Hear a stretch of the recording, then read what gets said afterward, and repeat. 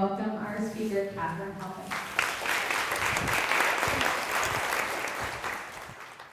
I loved Ryan's presentation this morning, his keynote, and I loved the concept of you all being strategic HR leaders.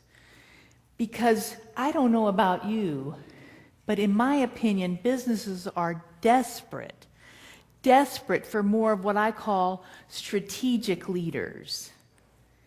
And my belief is that you all can be those strategic leaders, not just to your own teams and bring out the best in those people, but you can be the strategic leaders to the C-suite, to the executives. So that's what we're going to talk about now. It's what I call self-leadership.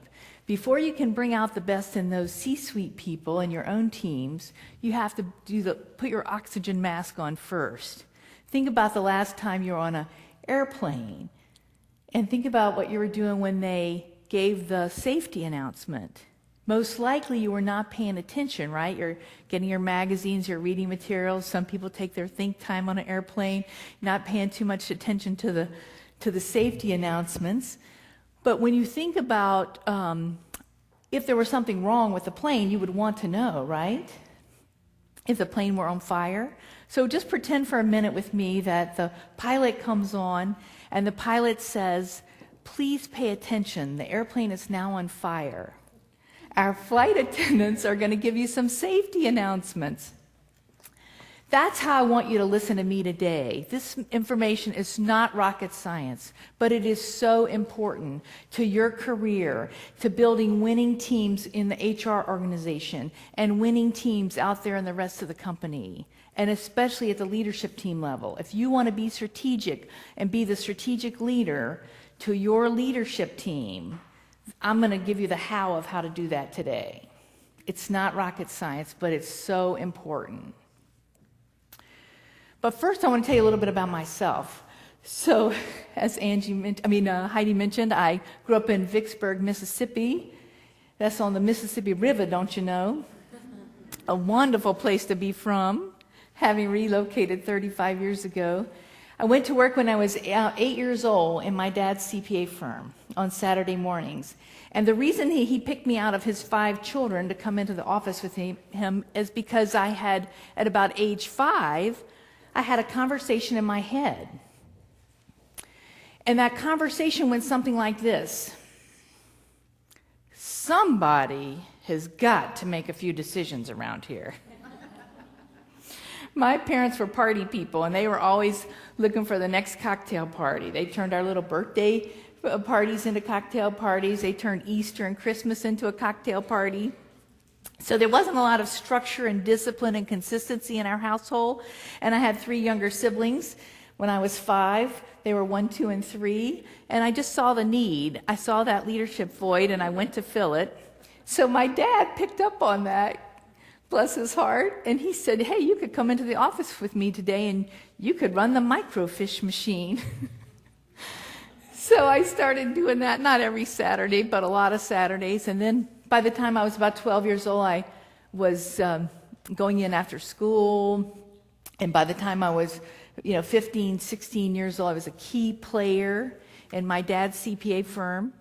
When I was able to escape from Mississippi when I was a little bit older and I got to Dallas, Texas, I worked in an international accounting firm, and I took a lot of baggage with me into the workplace. An awful lot of baggage, a lot of conversations that I had in my head. And I wasn't very successful. As a matter of fact, in the 1980s, if I had worked in your organizations, you would have been spending a lot of time with the people in the corner office. The conversation I had in my head was, they're finally going to promote me. They're finally going to give me credit for all the good work I'm doing here. I'm always volunteering for every special project. I'm always volunteering for every difficult client engagement. But no, that was just a conversation in my head. That was not reality. The reality was they were in the corner office putting together a package. So in the 1980s, I was going to write a book about how to build your wealth through severance packages. I got so many attractive severance packages. They would come in and they would say, "Katharine, today is your last day. We need you to sign here." So I want to share with you the tools that I use to transform my life and my career from that failed CPA career to what I have today, which is an extraordinary opportunity to work with leaders like you and your teams and create workplaces that work for everybody. Because you all are in the people business, and I'm in the people business, and we know that if you have people in your organization, then you have people problems, right? Everybody raise their hand if they got a people problem they're dealing with right now. We're just going to call those people Bob for today. So the first thing I want you to understand is that studies show that every human being has between 30,000 and 60,000 conversations in their head between their ears every day. And that's the average human being.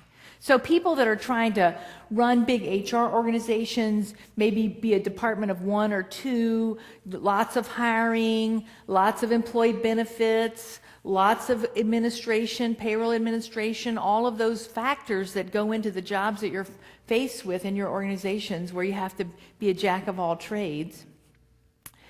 Your conversations in your head could be up to, I don't know, 250,000. And those repetitive thoughts limit our success. When we get into a mode where we're obsessing about, oh, we got to get this done, we're focused on a deadline, we're focused on compliance issues, we're focused on all the tremendous amount of work, we're all trying to do more with less resources now that we are in this environment after the Great Recession. So when we're in those situations, we have even more repetitive negative thoughts.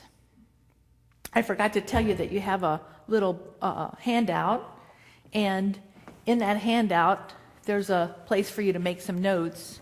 So that was the first one, the negative repetitive thoughts. Does everybody have a pen? Thanks to Applicant Pro, we have a lot of beautiful pens here. So if anybody needs a pen, just raise your hand so you can take some notes. So those negative, repetitive thoughts limit our ability to bring out the best in other people. They limit our ability to be strategic. They keep us in a reactive mode rather than a proactive mode.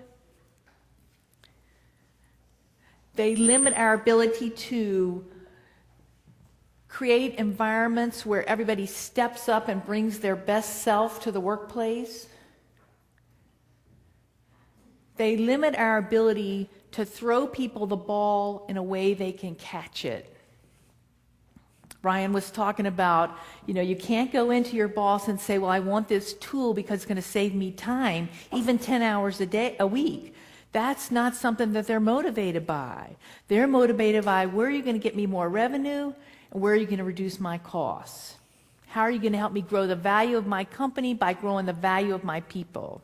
That's what people are motivated by at the senior level, and so that's what you have to address with him. That's why Applicant Pro software is so beautiful, because it gives you all those metrics to be able to say, well, this is our cost for a new hire, and we can reduce that and put more money in your pocket, Mr. Business Owner.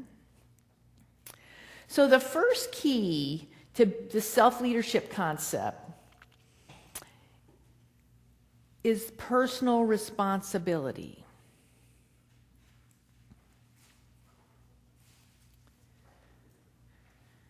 It's the key to all of this. We could spend a month here in this conference room saying, ain't it awful?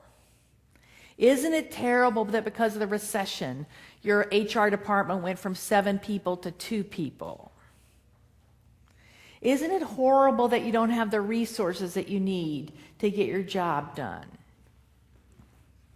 Isn't it terrible that you don't have enough time to do things in the way that you want to do it? Isn't it terrible that I have this person, Bob, on my team who just doesn't perform? Or I have a hiring manager that doesn't get the paperwork completed in time? Those are all conversations that you can have in your head, but there's no power for me and you and each one of you to come from those perspectives, to have those conversations. It's human nature to have those conversations. If you're a human being, you're having those kind of conversations, victim mentality conversations. The question is, how long will you let yourself have those conversations? So the whole time I was a CPA, I had a conversation in my head that everybody was an idiot except me. He was an idiot, she was an idiot, they were idiots. You can imagine how limiting that perspective was. I had to switch and have different conversations. So there's no power for us in coming from that victim mindset. As a matter of fact, not only is there no power in it, not only does it limit us, it gives somebody else control over our destiny. So the whole 20 years I was a CPA, somebody else had control over my destiny, my boss, the person that was driving that decision. Didn't matter if it was a man or a woman. Didn't matter if I was in tax or audit or consulting. Whoever I worked for hated my guts. And it was because they would come into my office and they would say, "Katharine, what do you think about this idea?" And I would put on my fake smile, my inauthentic smile, and I'd say, "I think that's a great idea, you idiot." The "you idiot" was the conversation I was having in my head. But guess what? That was like flashing a neon paint on my forehead. They couldn't put their finger on it. They were like, "Well, she seems like a pretty good employee, but there's just something about me they didn't trust. They didn't feel safe with me," because they could hear that "you idiot" conversation in my head. And we're all having those conversations all day, every day, and they're severely limiting our success and the success of our organizations and the success of our teams. I get a little worked up. I get so excited about this. So the personal responsibility, if you want to control your own destiny, your career destiny, the destiny of the HR organization, the destiny of the entire company. If you want to control that, then you got to manage those conversations in your head, and you got to be proactive and strategic and not just be reactive. One of the reasons it took me 20 years to figure all this out was because my mama helped me stay stuck. Now, I lost both my parents, and I think about them every day. They were great people, fun, all the skills that I have that give me the ability to be up here today in front of you and to do the work that I do. I got that from my mom and daddy. Good people. But God loved them, give me the need to be successful in the world. As a matter of fact, help me stay stuck. I would just and be out of work, and she'd say, "Well, it's not your fault." I'd say, "You're right. My fault. It's not your fault that you're a really hard worker and you work all those night ends." I said, "You're right. It's not my fault." She'd say, "They're intimidated by you." I said, "You're right. They're intimidated by me." But after 20 years, I finally had to connect the dots, and I had to say, I am the commentator. I am the problem, not them. So I had to start looking at myself and working at myself, and I had to start taking personal responsibility. So if you have a guy in your organization named Bob, and you have a conversation in your head that Bob is in fact an idiot, and if you have a lot of evidence about Bob being an idiot, you can do a paper right on that, you missed that deadline, right? We're all laughing, everybody can relate. Well, you have just turned over control of your destiny to Bob, because you're in the reactive mode. You're reacting to Bob. You want to get in the front of Bob. You want to get in front of this situation. You want to get back in the driver's seat with your career and your organization. You got to stop those repetitive negative thoughts about poor Bob. Bob is doing the best he can given the mindset that he's coming from. He's got his own conversations in his head, right? So the key to that is to find out what Bob is doing that's adding value to the company and try to focus on that. Where are Bob's strengths? Where is he doing a good job? If you can find that, that'll help you turn down the negative conversations about him being an idiot and help you crank up the good conversations so that you can establish a connection with Bob and you can ask Bob questions. And now you're in the driver's seat. you're no longer at the mercy of Bob. Does that make sense? Who's got a Bob in their organization they'd be willing to come clean on? Well, he's no longer with our organization, poor Bob. Did you put him on the Step Up or Step Out program, I hope? I didn't, but the owner of our company. Yeah, good. Excellent, excellent, excellent. You can create an environment for some people to self-select out, but my belief is that about 90% of those Bobs in the world really can be more successful if you do what Ryan was talking about this morning, bring more transparency, more clarity. Put Bob in a role that's in alignment with his strengths, give him real clear expectations, and then measure everything. Measure everything. And it's human nature with Bob to give them less accountabilities and interact with them less frequently because, after all, they're Bob, right? Oh, it's just Bob. We put his office in the basement. But the key is to give Bob more accountabilities, shorter time frames, and look for jobs and projects that are in alignment with his strengths. I believe most people can step up. 90% of the time, my experience is 90% of the time they will literally step up and amaze you as quickly as this afternoon. It only takes a couple of conversations with Bob and a couple of opportunities to reflect on where is Bob adding value. So if you want to drive your bus, if you want to be in control of your destiny, your career, your team's success, the organization's success, then the key is to take in personal responsibility. How have I given Bob permission to not be successful?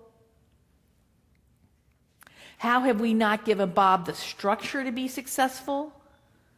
Maybe we don't give him any deadlines, and that's why he doesn't get anything finished on time or on budget. How have I put Bob in a role that's not in alignment with his strengths? You ask yourself those questions, and then you engage with Bob. You'll be amazed at how quickly he's able to step up. Does that make sense? The second point I want to make is that we're just all a combination of our habits. We're all just made up of our habits. Earlier today, we were talking about Stephen Covey's 7 Habits of Highly Effective People, starting with the end in mind. If you have not read that book, highly recommend it. My habits are a little bit simpler than starting with the end in mind. That's a big picture skill. What I want to talk about are the day-to-day habits that I believe each one of us needs to have in place in order to be strategic, to be able to throw people the ball in a way they can catch it. So the first habit is to arrive early. Now, why would that be an important habit? Well, we all know that when you don't arrive early, you get behind a school bus. And then you get caught up in some construction traffic. And even those of you in organizations where you're not really going out, you're not in sales, so you're not out in construction traffic all day, but just think about your own day-to-day activities. Instead of booking up an hour-long meeting and then having 2 or 3 of those back-to-back, just book 45-minute meetings. And people say, well, gosh, that'd be a waste of time. I can't get in as many meetings. But guess what? If you become proactive and strategic, you won't need to be in as many meetings because you'll be asking better questions. Like if you take that 15 minutes, first thing you could do is regulate your liquids, right? That's a good thing. We've all been in days where we didn't have a chance to regulate our liquids. So that's good. That's healthy. That's called self-care. The second thing you can do is to make a few notes. What did Bob just promise me coming out of that meeting? What is he going to get me and by when is he going to get that to me? So now all of a sudden you have a structure in place to help Bob be more successful. The other thing you can do when you get there early or have that 15-minute break between meetings is you can say, now what do I have on my calendar coming up at the top of the hour? What's the purpose of that meeting? Who's going to be in that meeting with me? What's my role in the meeting? all of a sudden you get prepared to make the meeting exponentially more productive. Once you have that clarity, you can bring that clarity to everybody in the meeting. You can say, hey, I just thought it'd be useful if I took a minute and told you why we're all here today. The purpose of this meeting is to make a decision about X, Y, Z. And this is the role I'm going to play. I've done the research, and I'm going to brief you all on what my research showed. And then I'm going to try to facilitate a little discussion here. And then, Sam, our CEO, is going to make the final decision, but he doesn't want to make the decision without all y'all's input. So your job here is to try to reach some kind of consensus. Can you see how that little 15-minute break could help your whole company be transformed? I'm sure none of you are ever in meetings that are unproductive. But most of my clients find that there's a lot of wasted time in meetings. People get there, they don't even know why they're there, they don't know what the purpose of the meeting is. So getting places early, number 1 habit. Number 2 habit is doing a brain dump every day, getting everything out of your head onto paper or into some kind of electronic system. The reason for that is that as you age, you're not going to be able to use this as a repository, as a storage facility. But more importantly, when you are using this as a storage facility for your to-do list, you can't distinguish the conversations in your head from the to-do list. It all gets commingled in there. So you gotta get that stuff out on paper or in your electronic Outlook task list or whatever system you use. Got to get it out so that you don't have to think about it. And if you're like me, you don't even have to look at it again. It's sort of like once you get it out, then you can be focused and you can, boom, at the end of the day you look up and you're like, I got all that done. I can check off everything on my list. But if you don't take that 3 minutes or 5 minutes to do that brain dump, then you're totally reactive all day. You're just, every email that comes in, every phone call, everybody that walks down the hall, you're at risk for getting sucked into their drama and stressful situation. The third thing is to calendar everything. Again, get everything out of your head into a system. Just like Applicant Pro is a system for hiring and onboarding. These are systems that you can use to be a leader to yourself and create an environment where you can be a leader to everybody else. The next step, the next habit I want you to think about putting in place is to then do what I call a commitments review. To take another 3 to 5 minutes and run your fingers through that to-do list and run your fingers over your calendar, scroll through your calendar. Just see what you got coming up. See what you have a commitment to. See what's a good use of your time. See what's going to help you be proactive and less reactive. Sometimes we serve on committees, we serve on task force, we take on projects that are not well suited to our strengths. It's not a good use of our time. But because we're always in reactive mode, we don't think about that.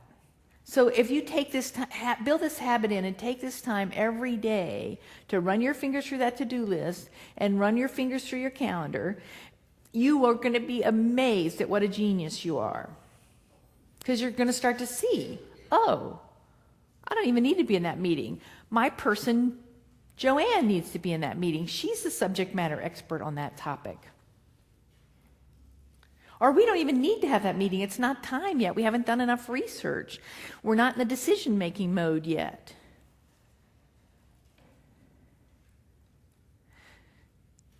So you want to do that commitments review so that you get out of being reactive to your calendar and your to-do list and get in the proactive mode. The next one is to do project work time. There's certain things that only you can do, right? You've got to move things through the process. And you've got to approve and review, approve.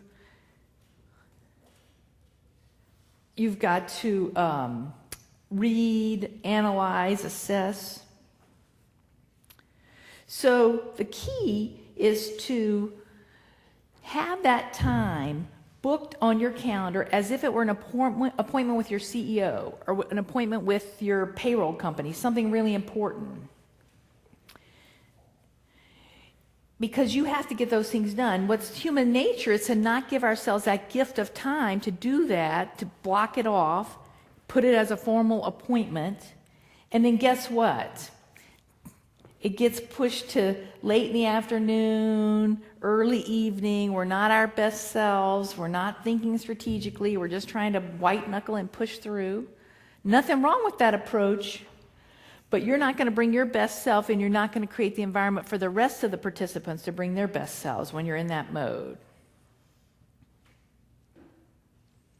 Now what you've done is you've created an environment where you're starting to see more white space on your calendar.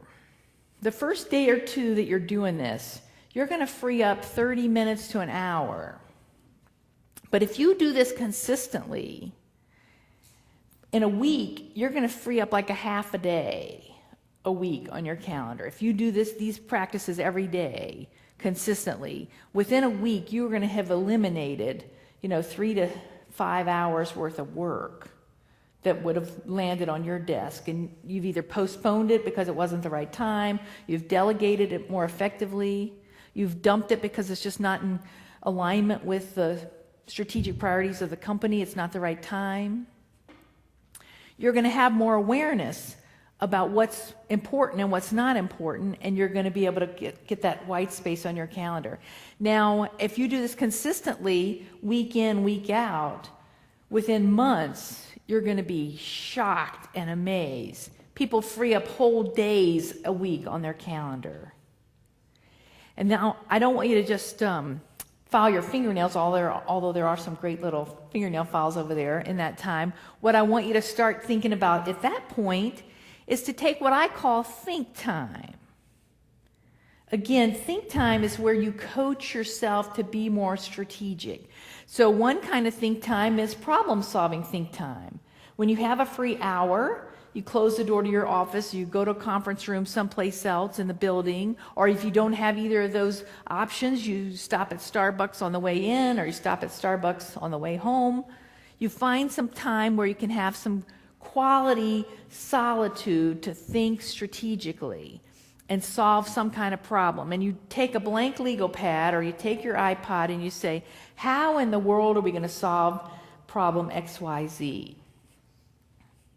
And you start to think about that, and guess what? You have some ideas.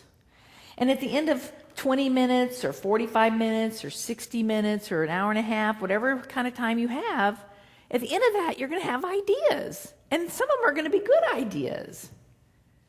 So then you can go back and you can formulate a plan. The next time you have some time to think, you can say, hey, I'm going to formulate a plan about this idea. I'm going to make a proposal, or I'm going to get the team on board with this new approach. So you're starting to solve problems proactively, not waiting until there's a crisis. Another kind of think time I want to encourage you to have is what I call delegating, expectation setting think time. Even if you are a department of one, I'm sure you're delegating something to the receptionist, or you're delegating because you've outsourced things, you're delegating to somebody. I mean, it could just be the mail guy bringing you mail. You need him to bring you that mail in a timely, effective way because you're depending on those resumes sometimes coming in through the mail. So no matter what your role in the organization, everybody can improve their effectiveness around delegating. And if you take some think time to think about that, okay, what are my expectations? How can I articulate those expectations in a way that these people can hear it? How can I ask them what they need from me? Do they need skill building? Do they need more resources? Do they need a system, a process? So if you get clear in your mind, when you go to the meeting to delegate to them, there's now about a 99.99% chance that they're going to be able to hear your expectations and meet your expectations. And again, I'm sure none of you have problems in your company with people complaining about delegating. But so often, leaders cannot communicate what they need because they haven't taken that think time to articulate it to themselves. Oh, Bob never meets my expectations. Well, how do you communicate those expectations to Bob? It requires this kind of think time, this consistency and discipline in taking that time. And the last one, Peter Senge is a famous guy in my line of work, trying to make workplaces better. And he calls it creative tension, the gap between where we are and where we want to be. So whether that gap is around your own career or your own compensation or your work-life balance or developing your people, creating some mini-me's, whether that creative tension is around where you want to, what you want for your family, what you want for your children, what you want for this company. We all have those gaps between where we are and where we want to be. And this creative tension think time is the key to figuring all that out. You draw little spreadsheets on your legal pad. You'll do little graphs. You'll doodle a lot. But I promise you, just after 20 minutes, you'll see things that you do not see today. Those conversations in your head will become less and less and less loud. And you'll be able to be focused and strategic and smart.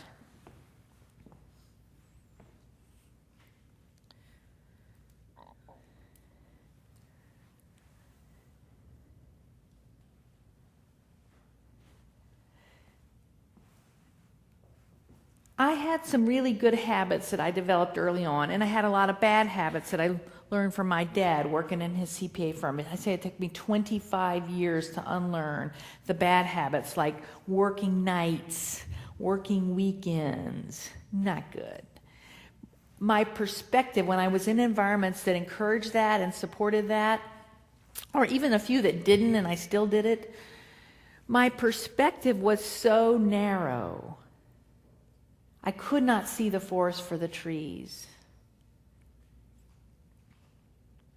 I could not be proactive. I was always in that reactive mode. And then guess what? Somebody else had control over my destiny.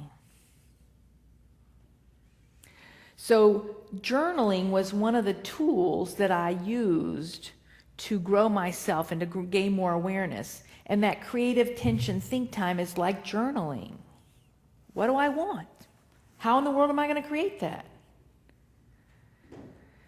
Journaling, that creative tension think time, is what got me out of Mississippi, where, by the way, in the 1970s when I was in college, there were no women leaders. It got me out of Mississippi, and it got me out of that failed career as a CPA. So I cannot tell you how much I believe in that creative tension think time. And what that does, when you build in the discipline, these are like a hierarchy, these habits. You have to start with getting places early and doing the brain dumps. You have to do the project work time. You have to do the commitments review. You have to do the calendaring. Those are fundamental life management, time management skills. But once you have built those in place, then you can work your way up to the think time. And that's where you're going to be most strategic, where you're going to be most able to throw people the ball in a way they can catch it, because you're going to have time to prepare. What is Bob really committed to? Where does Bob have the most value in our company? How could we align his role with his strengths? It's in that think time with a blank legal pad that you're going to come to those solutions. And then what you'll be doing is what I call connecting the dots. The dots are always there. The messages are always there. If something is not going to be successful, what we want to know, not 6 years from now, because we're doing this large-scale computer conversion, bring 3,000 users around the globe onto this new system, and we're not going to know for 6 years whether or not that project was successful. That's one approach. But it's what Ryan said this morning. We want incremental change, what I call the baby steps, micro change, micro shifts, so that we can minimize our risk. We don't want to do large-scale change that's not going to be successful, and we're all going to have, a lot of explaining to do. We want to run experiments just like a scientist runs experiments. So think about how a scientist runs an experiment. They collect their data. We know what our cost of a new hire is. We know how many days from when the job gets posted to when we fill that job. That's your data. So a scientist would collect their data. They would develop a premise or a theory based on what the data tells them. And they would run a series of experiments to see whether or not their theory or their premise was right. But just think for a minute about a scientist in a laboratory that gets covered with black soot. The whole thing blows up. Boom, they're covered in black soot. They still believe that was a successful experiment, right? They're like, oh, that wasn't the right formula. Let's go back to our premise and let's tweak that formula and let's run our experiment again this afternoon. So we have to be just like those scientists. We have to collect our data, we have to develop our theory or our premise, and we got to run 1 million experiments. Because when we do that, it removes those negative, limiting, repetitive thoughts in our head like, oh, that team is an idiot. They can't even, get that experiment to work out. No, they're just gathering data, more data points. If you can hold everything in the perspective that we're just experimenting here, we don't know the solution, but gosh, we're going to run 12 experiments until we figure it out. We're not going to stop experimenting till we crack this code. That minimizes the conversations in your head. It minimizes the judgments that we have about people being idiots. It minimizes the conversations we have in our head about our situation, ain't it awful? Hey, we're just running experiments here. And like Ryan said, the key is to run, micro experiments. Let's take one department or one job posting or one situation. Let's not try to transform the whole company overnight. A lot of risk in that.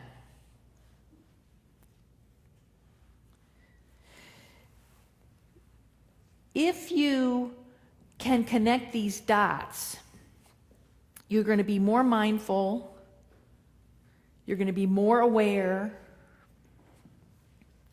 you're going to create more white space on your calendar, and most importantly, you're going to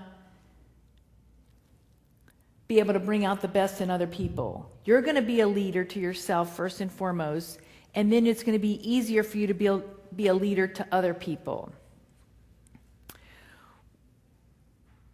What's required is that you have to do things every day that energize you. My belief is everything and every person either gives you energy or drains you of energy. So Kristen and I were about, she's some kind of like marathon runner, something I can't even relate to. But I do yoga. And yoga's good for me. So we all have things that we like and we enjoy about, walking our dog every day or getting out in nature, sitting on our patio, spending high quality time with our loved ones, having time to read, maybe do some spiritual practices. Whatever gives you energy, we have to put those in consistently, like our habits. So on the inside of your handout, there's a form for you to track your energizers for a whole month. Studies show that if you do something for 21 days, it'll become a habit. So in addition to my 8 habits, you might develop another half dozen habits that are going to give you the ability to be the leader. So let's just take a minute. There's space there for 5 official ones, and there's 2 more lines. And you just want to have fun with this. If you have young children at home, you might put down an energizer is to have 30 minutes after supper to get down on the floor and, or sing and dance with your kids. If you have big kids, an energizer might be that, every day you send them 3 texts, or you try to get them on the phone, 3 times a week. Whatever gives you energy, whatever's feasible, plausible, it's going to work for them. You don't want your adult children to think you're stalking them, but, something that's appropriate. And you want to do something around these 8 habits.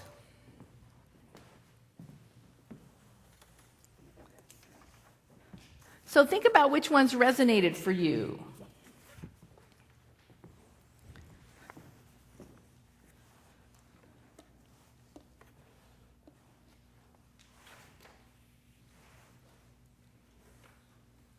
Everybody just take a minute and try to come up with 3 to 5 to 7 things that you know that if you did those consistently,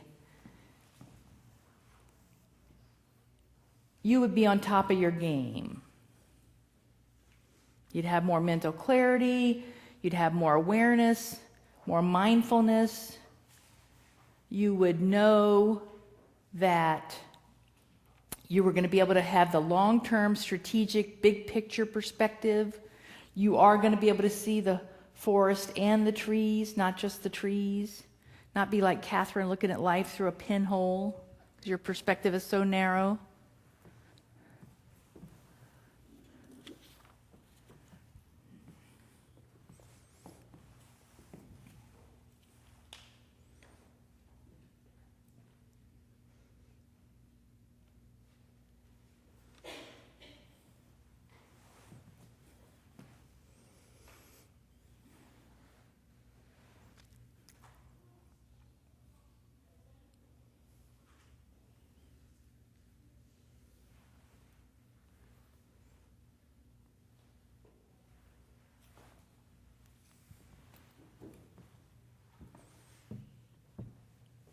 Anybody want to share one of their energizers? Anybody willing to share? Thanks. I just need to start getting to bed a little earlier because, I usually have my date with Andy Cohen and watch What Happens Live at midnight. Yes. I can't do that. I need to be able to start getting to bed a little bit earlier. Yes, amen, sister. Sleep is such an important thing. Such an important thing. And I find most of us are better earlier in the day. So we go to bed earlier. Some people are disagreeing with me, but for those of us who are best in the early mornings, it is good to go to bed earlier so that we have more of that early morning time to be strategic and to take our think time. Who else would be willing to share one? Oh, yes, ma'am. Stop and do like a deep breathing exercise. I do like at least 2 times a day. Excellent. Is it Dr. Andrew Weil's 4-7-8 breathing by chance? I don't know if I have anything specific. Uh-huh. I just do it twice a day. Excellent, excellent. Dr. Andrew Weil at the University of Arizona, just down the road, said that if he could prescribe one thing to every person on the planet, it would be his 4-7-8 breathing. And in order to do that, what you have to first do is blow out, like you're blowing up a balloon. Because if you breathe in, take in a lot of oxygen, and your lungs are already filled up, you're going to hyperventilate, and that's going to cause extreme stress to yourself and to those around you. You're going to be talking really fast, and you're going to be, let's just say, irritable. So you want to breathe out like you're blowing up a balloon. You want to breathe into a count of 4, hold it to a count of 7, and breathe out to a count of 8. Breathing is so important. And you can Google Dr. Andrew Weil, W-E-I-L, and he's got dozens of YouTube videos about that one breathing exercise. He believes in it so much. So the ROI on you investing in yourself is priceless. The quality of your life, the quality of your family's life, the impact you have on your organization at work, your ability to affect change, priceless. When we do these habits, we have the awareness and the mindfulness, and we can throw people the ball in a way they can catch it. So this is an excerpt from a poem I want to read you by Jane McAllister Dukes. It's called "You Have Been Seen." And the reason I want to read you this poem, or excerpts from it, is because once you start practicing building some muscle with these habits, you're not going to be the same person. You're going to say, wow, that HR summit, that really was something. I'm not the same person. You have been seen. It's no good now hiding the truth of who you really are. You have been seen. We know the truth of who and what you really are. You are a vast, amazing being with gifts beyond your wildest dreams. Vibrant, new imaginings are bursting at your seams. Wake up, don't hide. Come on, rejoice. The time is now and here. Listen to your own source voice and then let out a cheer. When you step up and really own the alchemy of all of you, at last you'll be the one you know, a leader, tall and true. So now what I'd like to ask you to do is, if you have taken on an energizer, if you've written down an energizer that is going to transform your habits and who you're being and your perspective and your mindset, and you're going to start to become strategic and less reactive, if you're going to take control over your destiny and not let other people named Bob control your destiny, what I'd like to ask you to do is stand up here today. Just let us all know. So who'd be willing to stand up? Say, I'm going to transform myself. I'm going to be the strategic leader. Amen, sisters in the back. Who else is willing to stand up? Thank you. Thank you. Thank you. Excellent. Excellent. Excellent. Anybody else want to make that commitment to investing in themselves? Having an ROI on that investment that is literally priceless? So now what I'd like to ask you to do is give yourselves a round of applause.